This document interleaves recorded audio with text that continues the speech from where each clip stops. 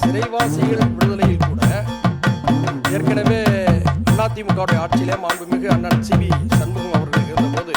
Dindigul Veyron Maideen போன்றவர்கள் விடுதலையாவதற்கு துணையாக இருந்தார். அடுத்து வந்த திமுக ஆட்சியிலே இது பற்றி பல முறையீடுகளை செய்த போது